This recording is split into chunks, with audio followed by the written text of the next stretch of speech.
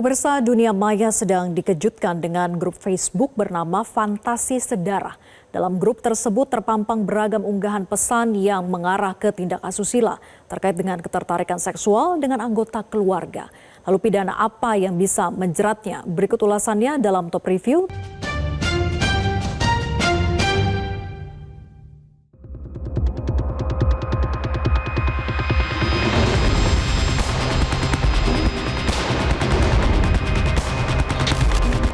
Akun Facebook bermuatan konten asusila yang banyak dikecam, kini tengah diselidiki polisi.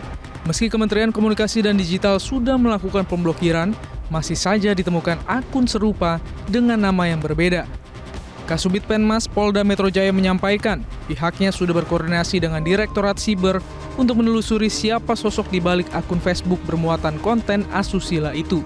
Warga diimbau untuk tak segan melaporkan akun-akun serupa ke pihak kepolisian. Tadi kami juga sudah koordinasi dengan Direktorat Cyber Polda Metro Jaya. Dan kalau rekan-rekan juga lihat di Instagram punya Kominfo juga, dan ada jawaban dari Humas Mabes Polri di situ. Jadi sudah pasti Direktorat Cyber Polda Metro Jaya akan menyelidiki dan mendalami tentang akun Facebook tersebut. Ya, sekali lagi akan menyelidiki dan mendalami segala sesuatu yang ada di akun Facebook tersebut. Merespons temuan grup Facebook bermuatan konten asusila, Kementerian Komunikasi dan Digital sudah berkoordinasi dengan Meta perusahaan induk Facebook untuk memblokir akun-akun terkait. Sejauh ini ada 6 akun grup yang diblokir karena dinilai mengancam keselamatan anak. Komdiji menegaskan akan memperkuat pengawasan terhadap aktivitas digital yang menyimpang serta meningkatkan kinerja lintas sektor demi menciptakan ruang digital yang bersih dan sehat bagi masyarakat. Meski Kementerian Komunikasi dan Digital sudah melakukan pemblokiran, masih saja ditemukan akun serupa dengan nama yang berbeda. Tim Metro TV menemukan adanya satu grup yang masih menyebarkan konten-konten asusila dan belum terblokir. Aktivitas sedemikian serupa, yaitu menyebarluaskan informasi asusila melalui media elektronik, merupakan pidana, titik. Sehingga siapapun yang berada di grup tersebut, lebih-lebih mereka yang aktif menyebarluaskan entah itu teks, entah itu tayangan audiovisual yang mengandung warna asusila, bisa dijerat secara pidana. PR besar bagi Polri adalah tidak hanya untuk mengincar 1 atau 2 orang yang ada di dalam grup itu.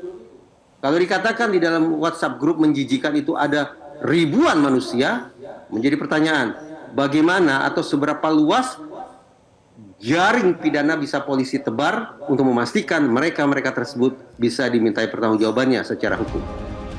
Reza Indragiri mengingatkan agar tidak menyebut pelaku sebagai orang gila dan sebagainya yang membuat mereka berpotensi terbebas dari jerat hukum. Mari kita bangun saja sebuah kesepakatan bahwa insest adalah sebuah penyimpangan. Kendati saya sebut sebagai penyimpangan, bukan berarti bahwa pelakunya kita posisikan sebagai individu yang tidak waras. Kita tidak tempatkan dia sebagai individu yang katakanlah gila. Tidak.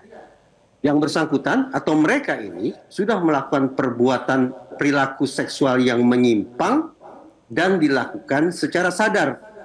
Karena hanya dengan asumsi sedemikian rupa saja kita bisa memintai pertanggungjawaban yang bersangkutan dari sisi hukum.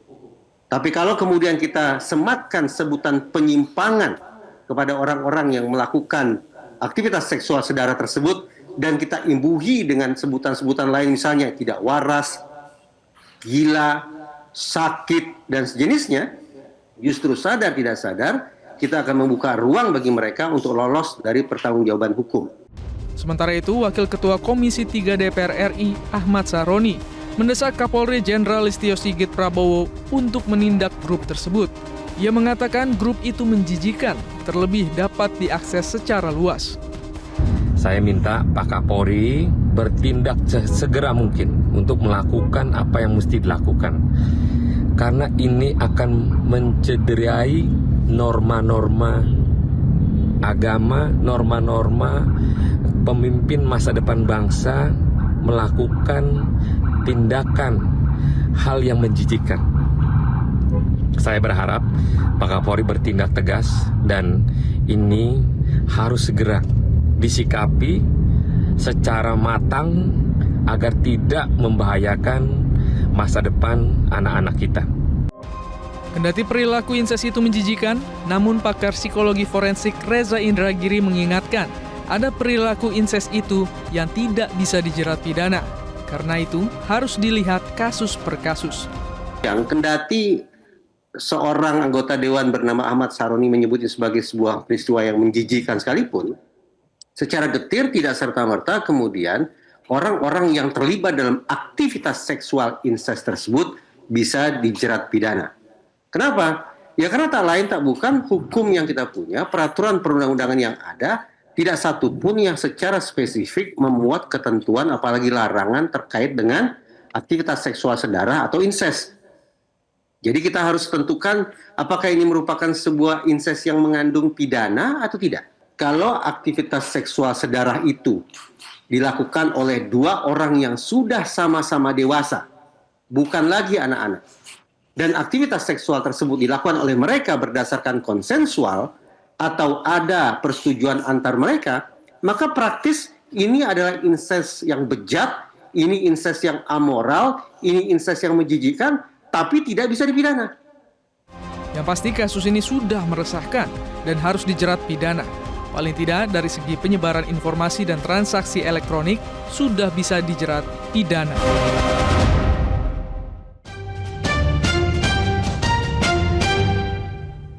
Jelajahi cara baru mendapatkan informasi. Download Metro TV Extend sekarang.